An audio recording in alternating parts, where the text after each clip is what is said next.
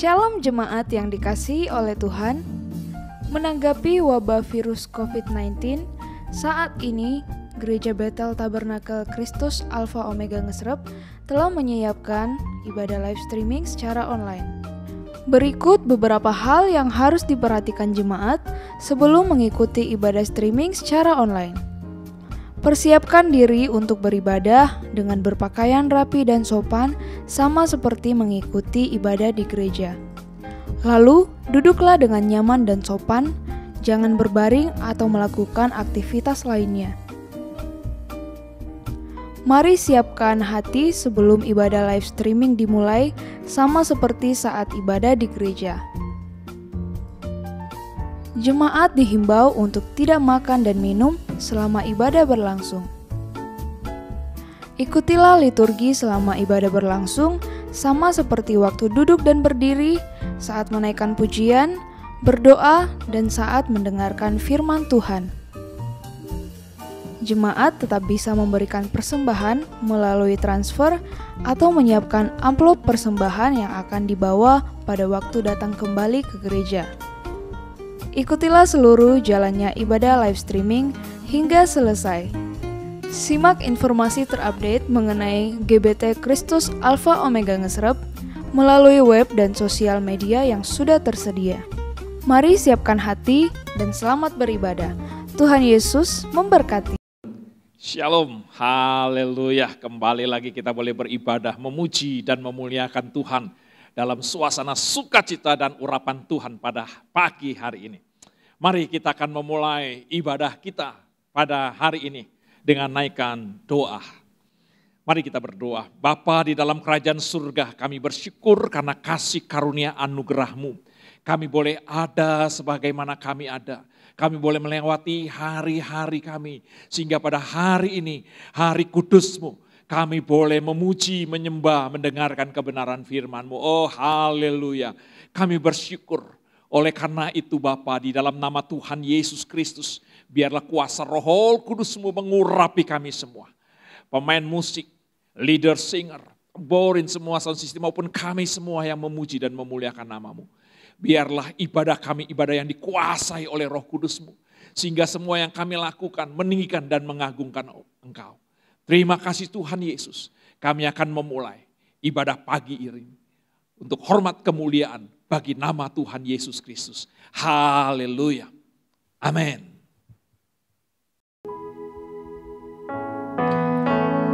Bapa dalam surga, kami bersyukur Tuhan bila saat ini kami boleh berada di dalam hadirat-Mu Tuhan. Dan kami mau menyatakan Tuhan bahwa tiada saat yang terindah selain di dalam hadirat-Mu Tuhan. Oh terima kasih Bapa, kami mau memuji memuliakan Engkau Tuhan. Dalam nama Tuhan Yesus, haleluya.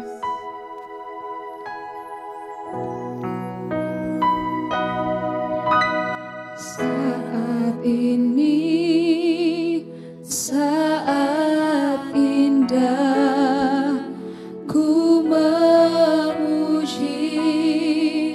dan menyembah hadirat-Mu, ku rasakan saat ku sembah Kau. Saat ini, saat Tuhan Kau curahkan urapan-Mu, hadirat-Mu, ku rasakan saat ku sembah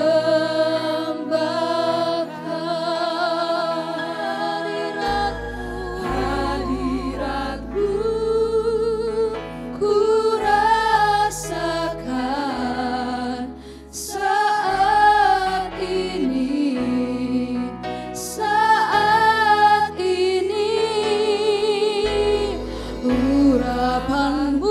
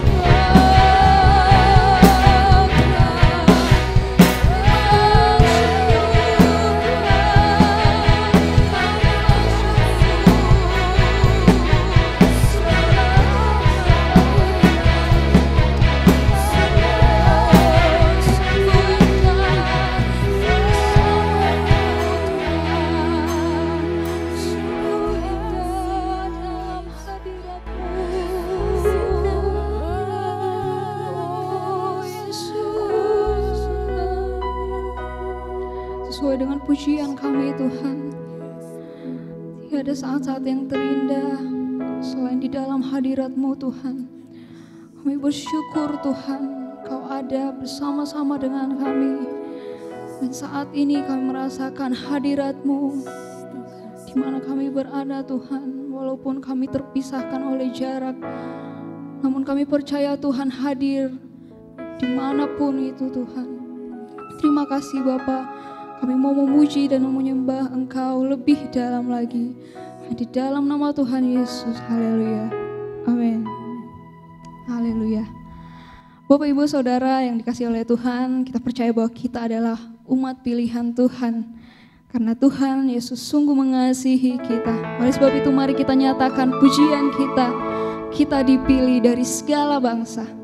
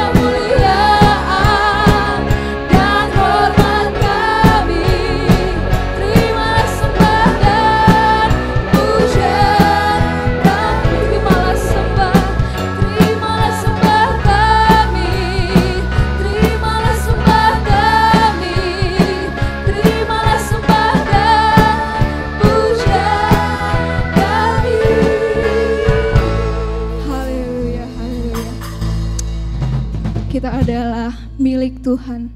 Dan oleh sebab itu mari kita datang dengan sungguh-sungguh lebih dalam lagi dalam hadirat Tuhan. Kita nyatakan bahwa Tuhan Engkau Allah yang setia.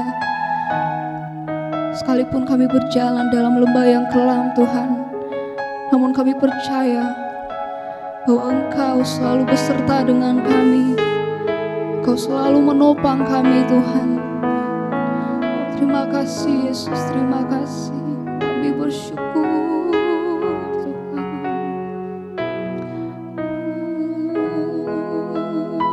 Yesus.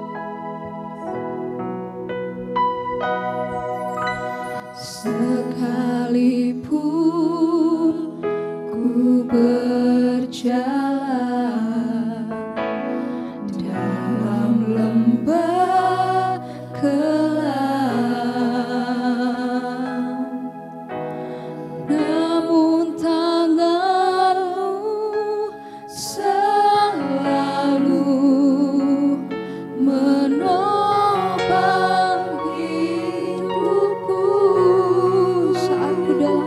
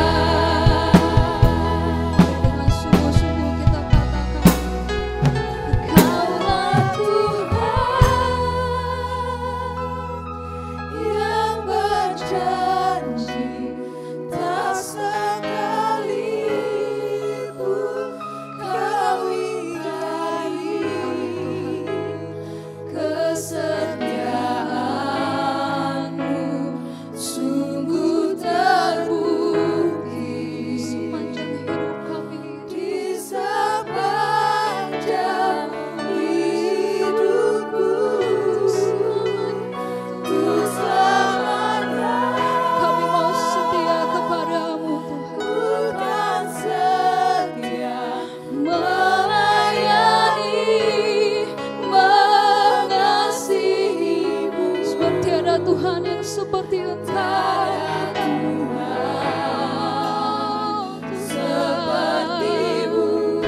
Yesus, Kau Allahku yang setia.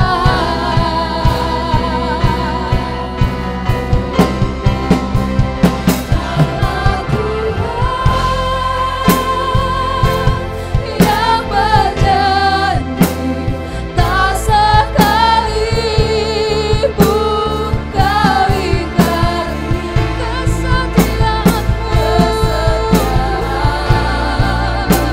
Sungguh terbukti di sepanjang hidupku,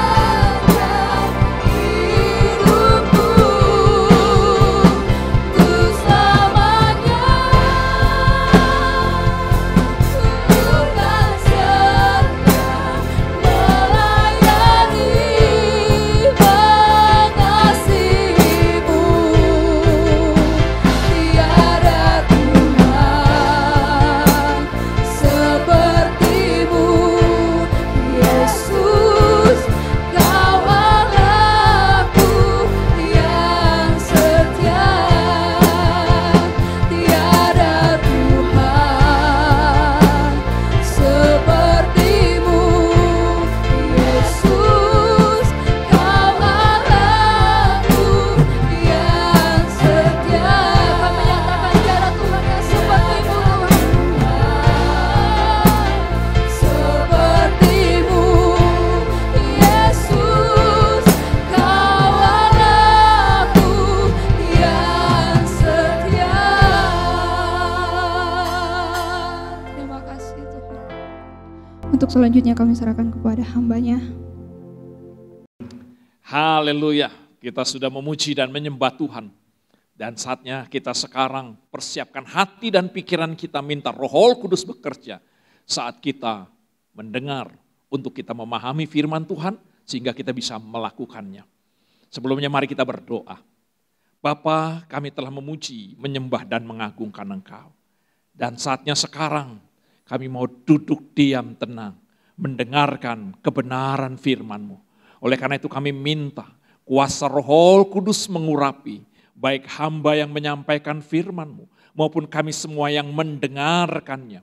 Sehingga firman yang kami dengar, firman yang berkuasa, mengajar, menegur, menyatakan kesalahan kami, bahkan memperbaiki tingkah laku kami.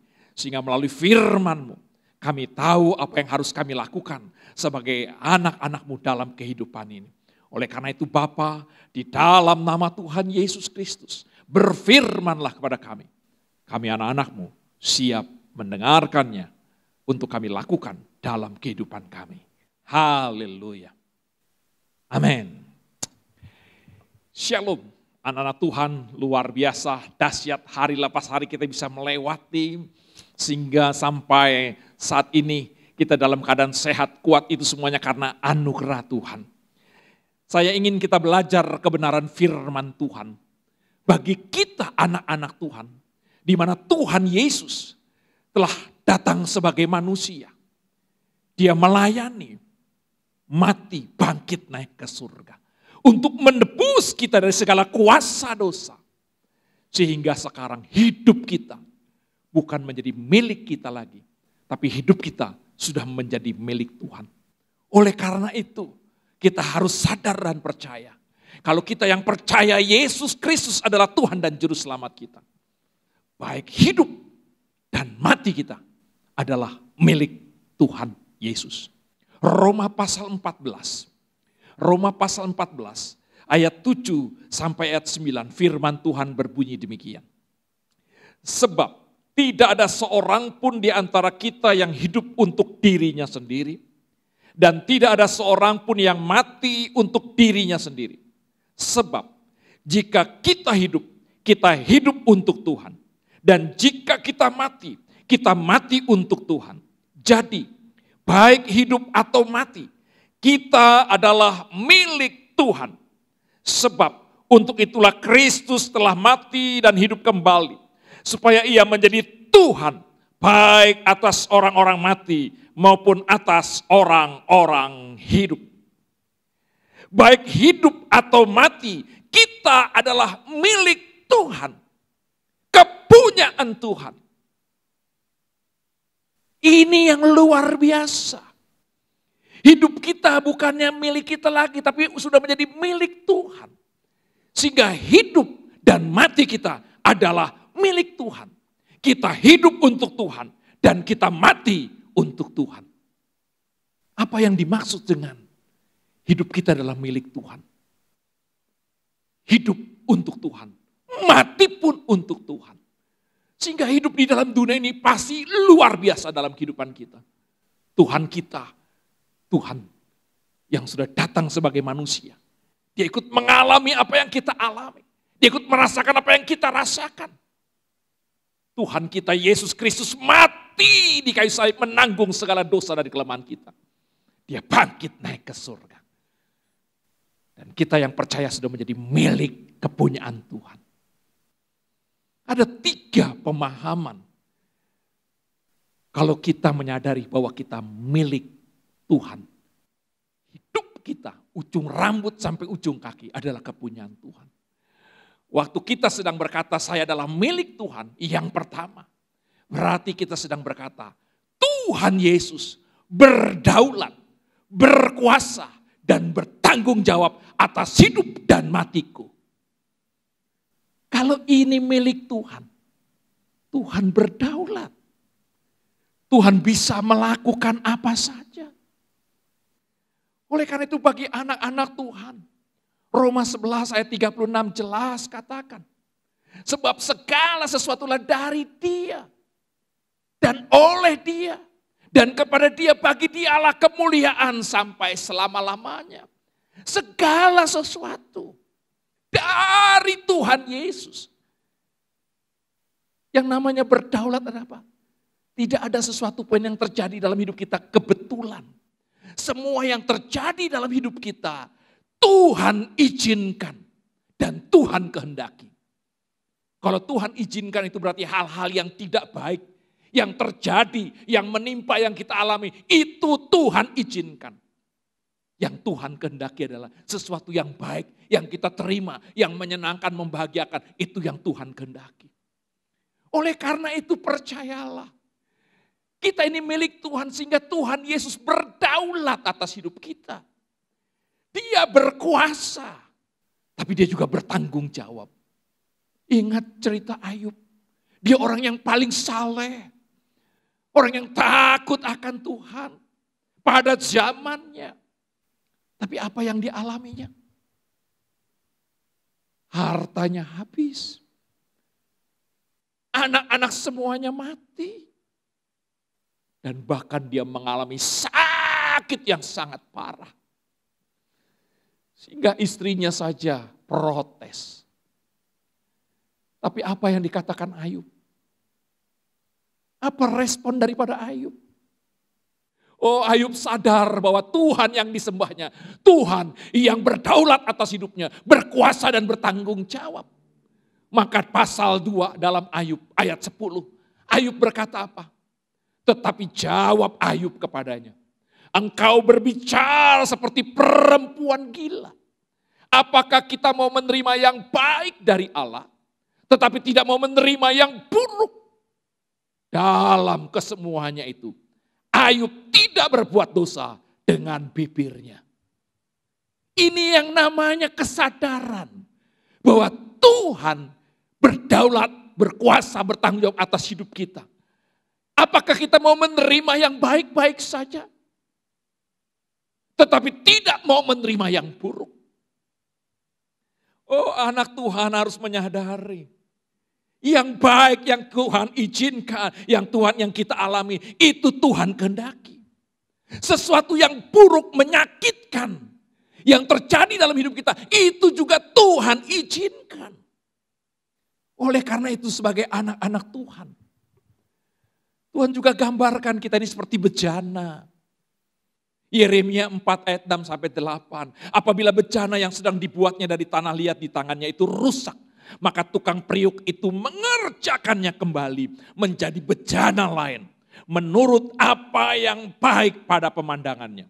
Kemudian datanglah firman kepadaku. Bunyinya, masakan aku tidak dapat bertindak kepada kamu seperti tukang periuk itu, hai kaum Israel. Demikianlah firman Tuhan. Sungguh seperti tanah liat di tangan tukang periuk, demikianlah kamu di tanganku, hai kaum Israel. Seperti tanah liat di tangan tukang periuk. Itu gambaran. Tanah liat, dia tidak punya kehendak. Tanah liat dibentuk sesuai dengan tukang periuk. Oh, Tuhan berdaulat, kita ini tanah liat. Tuhan bisa berbuat apa saja dalam kehidupan kita. Tuhan bisa izinkan kita bangkrut. Tuhan bisa izinkan kita mengalami masalah persoalan yang berat. Tapi kalau kita percaya, kita adalah milik Tuhan. Kita tahu, kalau Dia izinkan, Dia juga pasti berkuasa, bertanggung jawab untuk mendatangkan kebaikan dalam hidup kita. Tanah liat di tukang periuk, itu supaya menjadi tanah liat yang bagus, yang berkualitas. Ayub Tuhan izinkan. Bukan untuk mengalami kesusahan, tapi endingnya adalah kebahagiaan. Oleh karena itu, dalam situasi kondisi saat ini, marilah kita benar-benar sadar. Kita ini milik Tuhan Yesus. Tuhan Yesus berdaulat, berkuasa dan bertanggung jawab atas hidup kita. Oleh karena itu, kita harus siap dan rela menerima apa yang baik atau yang tidak baik. Kita harus siap menerima yang menyenangkan atau yang tidak menyenangkan. Karena kita tahu kita adalah milik Tuhan. Kita harus mempercayai Tuhan. Semua yang baik yang kita terima, yang tidak baik, pasti akan mendatangkan kehidupan kita. Siapkah kita menerima kondisi yang tidak baik? Siapkah kita menerima sesuatu yang mengecewakan? Tuhan berdaulat. Yesus Kristus pemilik hidup kita. Tapi kalau Dia berkuasa, berdaulat, Dia bertanggung jawab. Proses tidak menyenangkan, tapi akan mendatangkan kebahagiaan yang luar biasa. Pengalaman hidup yang paling indah dan menyenangkan serta bernilai kekal adalah saat kita diproses oleh Tuhan Yesus. Proses kehidupan yang tidak menyenangkan. Itu pengalaman hidup yang paling indah, menyenangkan, dan bernilai dalam kehidupan kita. Haleluya. Haleluya. Hidup untuk Tuhan, mati untuk Tuhan. Berarti hidup dan mati karena milik Tuhan. Oleh karena itu yang kedua, kalau kita sadar kita ini adalah milik dan kepunyaan Tuhan. Yang kedua, Tuhan Yesus yang memiliki hidup kita. Kita hanya mempunyai. Dalam hidup ini kita tidak pernah memiliki. Kita hanya mempunyai. 1 Korintus 10 ayat 26. Karena bumi serta segala isinya adalah milik Tuhan. Kita harus sadar. Di dalam Tuhan Yesus, kita tidak pernah memiliki. Kita hanya mempunyai. Tubuh ini milik Tuhan. Rumah milik Tuhan. Istri, anak milik Tuhan. Semuanya adalah milik Tuhan. Kita hanya mempunyai. Oleh karena itu Tuhan kasih gambaran. Tuhan kasih ilustrasi di dalam Matius pasal 25. Ayat 15 sampai 30 masih ingat tentang talenta. Ini gambaran. Matius pasal 25 ayat 14 sampai 15 saya akan bacakan saja. Sebab hal kerajaan surga sama seperti seorang yang mau berpergian ke luar negeri. Yang memanggil hamba-hambanya dan mempercayakan hartanya kepada mereka. Yang seorang diberikannya 5 talenta. Yang seorang lagi 2 dan yang seorang lain lagi 1. Masing-masing menurut kesanggupannya. Lalu ia berangkat. Digambarkan seperti seorang hamba dalam ayat 14 katakan, waktu tuannya ingin berpergian, ia memanggil hamba-hambanya dan mempercayakan. Hidup ini adalah suatu kepercayaan dari Tuhan. Tuhan mempercayakan kita sesuai dengan kesanggupan kita. Tuhan mempercayakan 5 talenta, 2 talenta dan 1 talenta. Itu sesuai dengan kesanggupan kita. Tapi prinsipnya di sini adalah hamba yang mendapat 5 talenta, hamba yang mendapat 2 talenta, hamba yang mendapat 1 talenta. Itu milik Tuhan, bukan milik hamba itu.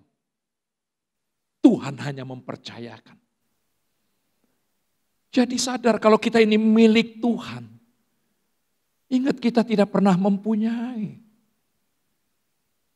Kita tidak pernah memiliki, kita hanya mempunyai. Oleh karena itu, kewajiban kita, apa yang Tuhan sudah percayakan adalah mengelolanya. Kalau engkau sadar bahwa kita adalah milik Tuhan, kewajiban kita yang harus kita lakukan dan tidak boleh tidak dilakukan adalah mengelola apa yang Tuhan sudah percayakan. Oleh karena itu kewajiban kita. Kalau kita sadar kita ini adalah milik Tuhan. Kewajiban kita yang harus kita lakukan. Tidak boleh tidak dilakukan. Harus dilakukan adalah mengelolanya. Lihat orang yang 5 talenta, dia mengelola sehingga mendapatkan 5 talenta. Yang 2 talenta dia mengelolanya. Tapi yang memiliki 1 talenta, dia tidak mengelolanya. Inilah kewajiban kita. Marilah kita mengelola apa yang Tuhan sudah percayakan kepada kita. Tuhan sudah memberikan kita tubuh. Ujung rambut sampai ujung kaki. Mari kita kelola supaya tubuh kita tetap sehat. Kita kelola supaya tubuh kita tetap kuat untuk memuji dan melayani Tuhan. Oh, ini tanggung jawab kita. Kesehatan itu tanggung jawab kita. Mari kita mengelolanya dengan baik. Di situasi kondisi yang Indonesia akan keluarkan new normal. Mari kita dalam kondisi penuh virus, mari kita kelola. Jaga kesehatan kita masing-masing. Ikuti apa yang menjadi protokol, aturan dari pemerintah. Cuci tangan, masker. Pergi dengan jaga jarak, keluar hal yang perlu saja. Jangan membuat kerumunan orang. Kita harus jaga jarak. Itu salah satu bagaimana kita mengelola. Makanlah yang sehat. Ini kewajiban anak-anak Tuhan. Kalau kita sadar tubuh kita adalah milik Tuhan. Kita harus mengelolanya supaya tetap sehat dan kuat.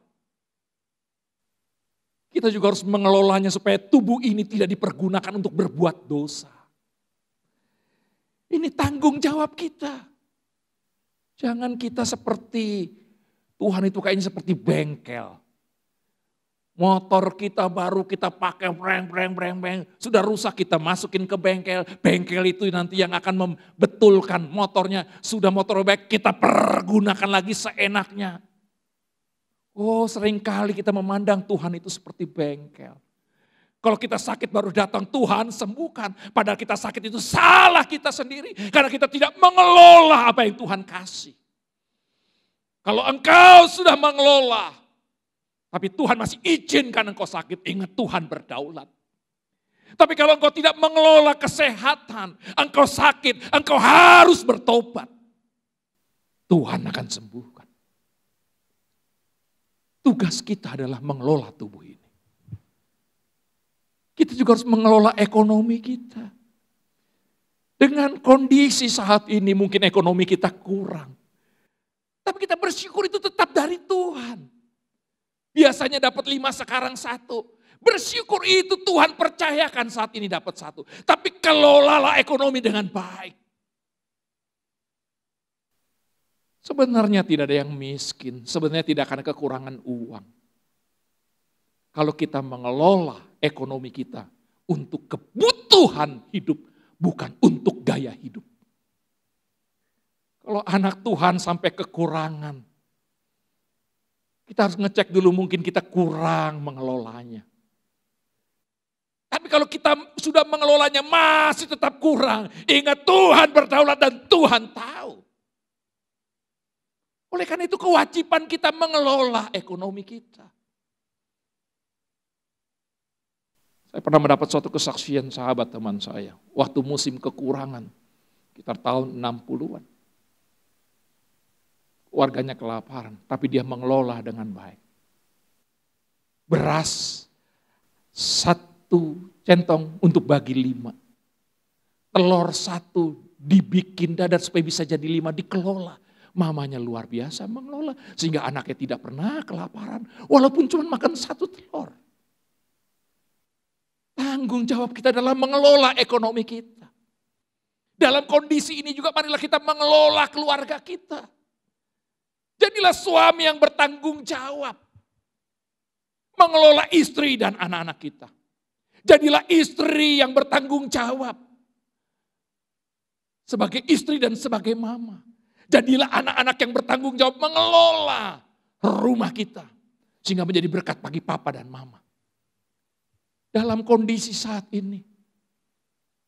Sering kita kumpul sekarang di rumah. Mari kita kelola dengan baik. Ini saatnya kita mengelola hubungan dalam rumah tangga. Kalau kita milik Tuhan, kewajiban kita sebagai anak-anak Tuhan adalah mengelolanya. Ingat, milik Tuhan, kita tidak pernah memiliki, kita hanya mempunyai. Kewajiban kita dalam hidup ini sebagai anak-anak Tuhan adalah mengelolanya. Sehingga Alkitab katakan apa? Kalau engkau mengelola, engkau akan menjadi anak yang dapat dipercayai dan semakin dipercayai. Inilah kunci berkelimpahan. Kita menjadi anak yang dapat dipercayai dan dipercayai. Oleh karena itu, sudahkah kita menjadi anak Tuhan yang dapat dipercaya? Dan bahkan Tuhan tingkatkan. Bukan hanya dapat dipercaya, tetapi dipercayai oleh Tuhan. Haleluya. Oleh karena itu kewajiban kita adalah mengelola apa yang Tuhan sudah percayakan hidup kita. Kelola tubuhmu, kelola ekonomimu. Mari kita mengelola rumah tangga kita. Mengelola apa yang menjadi milik kepunyaan Tuhan bagi kemuliaan nama Tuhan. Inilah kewajiban anak-anak Tuhan. Oleh karena itu, milik Tuhan. Berarti yang pertama, Tuhan Yesus berdaulat, berkuasa dan bertanggung jawab. Kedua, Tuhan Yesus yang memiliki, kita hanya mempunyai. Oleh karena itu kita harus mengelolanya dengan baik. Haleluya.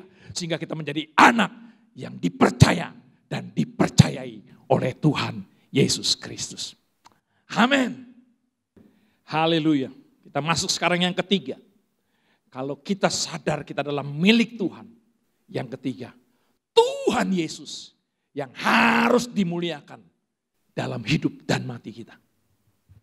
Kalau kita milik Tuhan, Yesus yang harus dimuliakan dalam hidup dan mati kita. Filipi pasal 1 ayat 20 berbunyi demikian. Sebab yang sangat kurindukan dan kuharapkan ialah bahwa aku dalam segala hal tidak akan beroleh malu. Melainkan seperti sedia kala, demikian pun sekarang Kristus dengan nyata dimuliakan di dalam tubuhku. baik oleh hidupku maupun oleh matiku. Kristus dengan nyata dimuliakan di dalam tubuhku. Tuhan Yesus berdaulat atas hidup kita. Berkuasa dan bertanggung jawab, siap rela menerima yang baik tidak baik. Kita bertanggung jawab untuk mengelolanya. Tapi semua yang kita alami tujuannya supaya nama Tuhan Yesus yang semakin dipermuliakan. Oleh karena itu fokus hidup anak-anak Tuhan. Bukan kepada apa yang kita alami. Atau apa yang kita terima.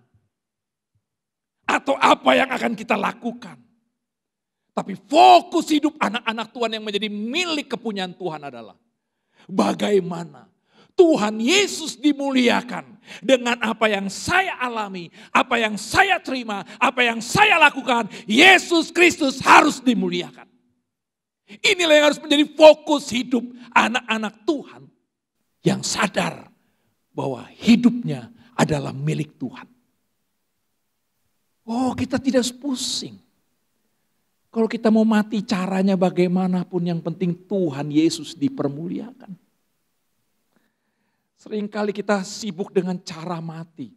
Yesus cara matinya sengsara di kayu salib. Saya tidak mau mati, saya tidak ingin mati. Tapi saya pasti mati. Tapi karena saya milik Tuhan, keinginan dan kerinduan saya, kapanpun saya mati, Tuhan Yesus harus dimuliakan. Bagaimanapun caranya saya mati, Tuhan Yesus harus dimuliakan.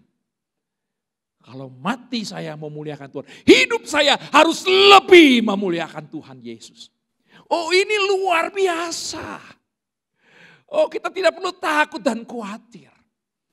Oleh karena itu hidup kita adalah milik Tuhan. Oleh karena itu kita hidup untuk Tuhan. Maksudnya adalah apa?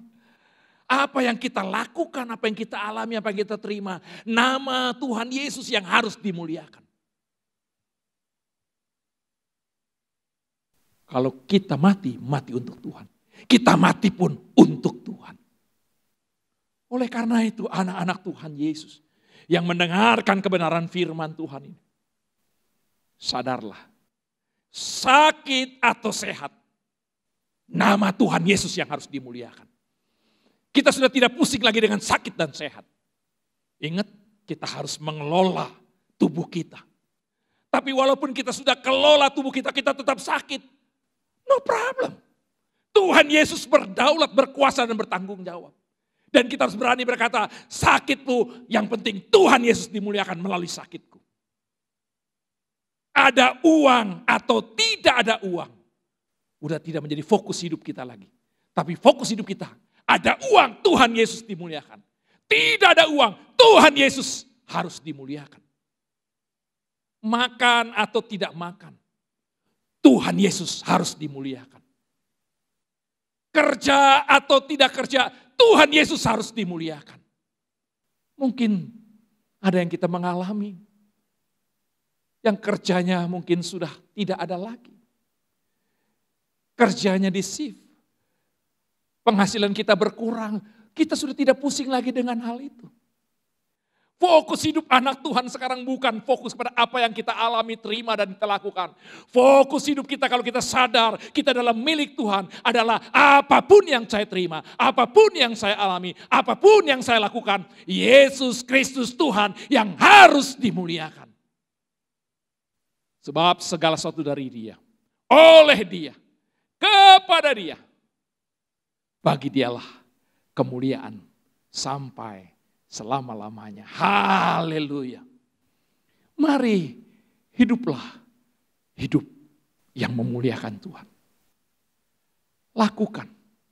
Oleh karena itu bagi anak Tuhan, kalau kita benar-benar dewasa, kita tidak bisa menilai apa yang kita lakukan. Benar atau tidak benar. Baik atau tidak baik. Oh, ini dosa atau tidak dosa. Bukan itu lagi. Tapi level kita, apakah yang saya lakukan ini memuliakan Tuhan Yesus? Mungkin yang kita lakukan baik, benar, Tapi kalau tidak memuliakan Tuhan Yesus, lebih baik jangan lakukan. Level kita bukan baik atau tidak baik, dosa atau tidak dosa. Tapi level anak-anak Tuhan yang menyadari bahwa hidupnya adalah milik Tuhan. Apapun yang dia lakukan, bukan baik atau benar.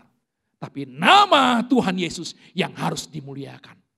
Karena jelas dikatakan, Kolose pasal 1 ayat 16. Firman Tuhan jelas katakan demikian. Kolose pasal 1 ayat 16 berbunyi demikian. Karena di dalam Dialah telah diciptakan segala sesuatu yang ada di surga dan yang ada di bumi, yang kelihatan dan yang tidak kelihatan, baik singgasana maupun kerajaan, baik pemerintah maupun penguasa. Segala sesuatu diciptakan oleh Dia, Yesus Kristus, dan untuk Dia, Yesus Kristus Tuhan. Segala sesuatu diciptakan oleh Yesus Kristus dan untuk Yesus Kristus Tuhan. Inilah yang harus dilakukan anak-anak Tuhan. Mari, kalau kita sadar, kita adalah milik Tuhan. Hidup kita untuk Tuhan. Mati kita untuk Tuhan. Hidup kita milik Tuhan. Oleh karena itu, kalau hidup kita milik Tuhan, kita harus menyadari bahwa Tuhan Yesus berdaulat, berkuasa dan bertanggung jawab atas seluruh kehidupan kita. Respon sikap tindakan kita adalah selalu siap menerima dengan rela apapun yang Tuhan izinkan, Tuhan kehendaki yang terjadi dalam hidup kita. Siap dan rela menerima apapun yang terjadi dalam hidup kita. Yang kedua, Tuhan Yesus yang memiliki hidup kita, kita hanya mempunyai. Oleh karena itu di dalam Tuhan Yesus kita tidak pernah memiliki, kita hanya mempunyai. Semua adalah milik Tuhan. Oleh karena itu respon, tindakan kita, sikap kita. Marilah kita menjadi anak Tuhan yang mengelola apa yang menjadi milik kita. Sehingga kita menjadi anak yang dapat dipercaya dan semakin dipercayai. Dan yang ketiga, akhirnya kita tahu kalau kita milik Tuhan, Tuhan Yesuslah yang harus dimuliakan, ditinggikan, dan diagungkan dengan apa yang kita alami, apa yang kita terima, apa yang kita lakukan. Respon kita bukan untuk berbuat baik. Fokus bukan apa yang kita lakukan, tapi fokus kita Tuhan Yesus yang harus dimuliakan, ditinggikan dengan apapun yang kita lakukan, yang kita alami dan kita terima. Biarlah ini benar-benar 3 hal untuk menyadari bahwa kita adalah milik kepunyaan Tuhan Yesus Kristus. Tuhan Yesus berdaulat, Tuhan Yesus yang memiliki, Tuhan Yesus yang harus dimuliakan dalam setiap kehidupan kita. Haleluya. Terus semangat dan semangat terus bagi kemuliaan Tuhan Yesus Kristus. Haleluya. Amin. Mari kita responi kebenaran firman Tuhan. Kita berdoa. Siapkan hati kita masing-masing. Buka hati dan pikiranmu. Kebenaran firman Tuhan sudah disampaikan bahwa kita adalah milik Tuhan. Hidup untuk Tuhan. Mati untuk Tuhan. Mari kita minta kuasa Roh Kudus bekerja atas kita sekalian. Memampukan kita untuk melakukan firman yang kita sudah dengar. Mari kita berdoa. Bapa di dalam kerajaan surga, terima kasih. Kami sudah mendengarkan kebenaran firman-Mu. Kami minta Roh Kudus-Mu mengurapi kami sehingga firman yang kami dengar benar-benar firman yang telah mengajar kami, menyatakan kesalahan, memperbaiki. Sehingga kami menyadari dalam menjalani hidup ini, kami adalah milik-Mu, kami adalah kepunyaan-Mu. Sehingga hidup kami untuk Tuhan, mati kami untuk Tuhan.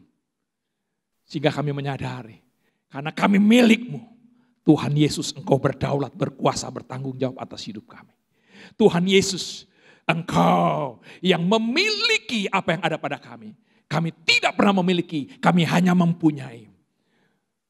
Dan jadikan kami anak-anak yang dapat mengelola. Sehingga kami menjadi anak yang dapat dipercayai dan dipercayai. Sehingga Tuhan Yesus yang dimuliakan dengan apa yang kami lakukan. Dalam nama Tuhan Yesus, Roh Kudus tolong untuk kami mau melakukan kebenaran firman Tuhan. Dalam hidup kami, dalam rumah tangga kami, dalam pekerjaan maupun di dalam lingkungan. Di dalam nama Tuhan Yesus Kristus. Haleluya, haleluya. Mari kita masuk di dalam doa penutup. Bapa dalam kerajaan surga, kami bersyukur kami boleh memuji, menyembah dan mengagungkan nama-Mu. Kami boleh mendengarkan kebenaran firman-Mu. Dan sekarang kami ingin mengakhiri ibadah kami. Kiranya semua yang kami lakukan layak dan berkenan di hadapan-Mu. Dan di akhir ibadah ini pun kami mau datang kepadamu Bapa. Di dalam nama Tuhan Yesus Kristus. Engkau berkati gereja-Mu yang luar biasa di tempat ini. Mempunyai keinginan kerinduan untuk pembelian tanah. Tuhan 10 kali 70 meter untuk memperluas, memperlebar. Pelayanan yang luar biasa di dalam nama Tuhan Yesus. Biarlah rencana ini Engkau kehendaki luar biasa. Kami tidak henti-hentinya mau berdoa dan memberkati bangsa dan negara kami yang luar biasa.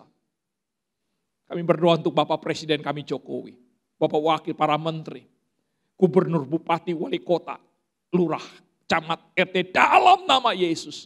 Engkau berkati legislatif, Engkau berkati yudikatif di dalam nama Yesus. Engkau juga berkati Polri dan TNI. Dalam mengamankan bangsa kami, Engkau pakai mereka menjadi alat sarana-Mu. Kami percaya Tuhan. Apapun yang mereka pikirkan, apapun yang mereka kerjakan, akan membawa Indonesia semakin luar biasa. Oleh karena itu kami berdoa untuk memberikan kesehatan dan kekuatan. Terutama dalam situasi kondisi yang saat ini. Engkau juga berkati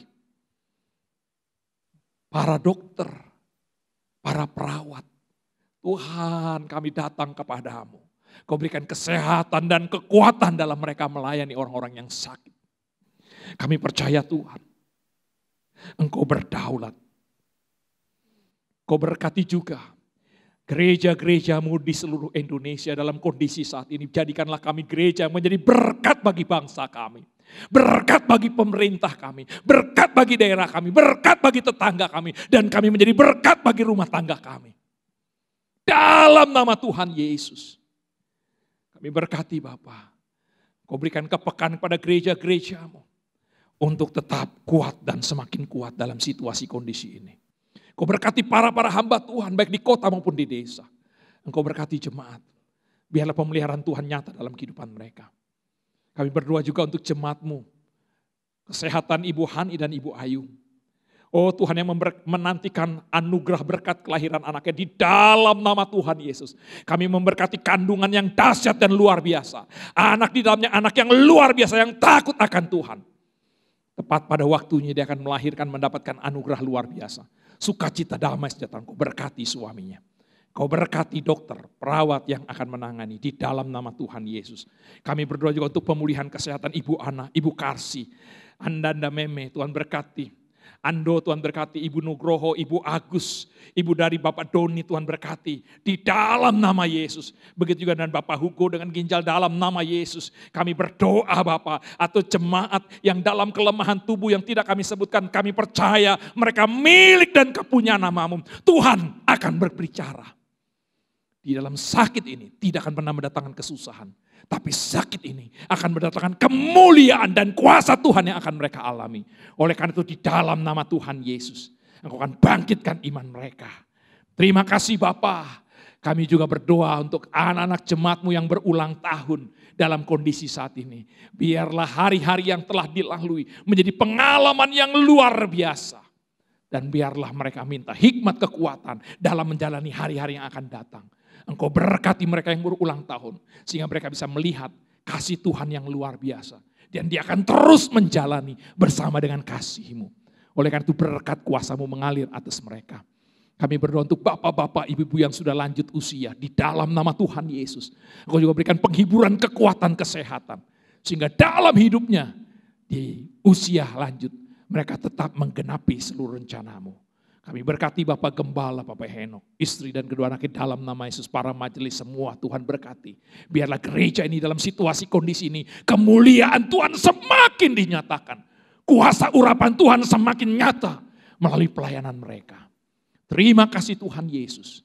Kami akan akhiri ibadah kami dengan menerima berkat daripadamu. Sidang jemaat yang kekasih dalam Tuhan Yesus, terimalah berkat daripada Tuhan. Kasih karunia dari Allah Bapa, cinta kasih sayang yang telah dinyatakan dalam Yesus Kristus yang telah datang sebagai manusia. Mati, bangkit, naik ke surga, mencurahkan Roh Kudus-Nya atas kita sekalian. Menyertai, menaungi, melindungi kita. Dan membuat apapun yang kita kerjakan pasti berhasil bagi kemuliaan nama Tuhan Yesus Kristus. Haleluya. Amin.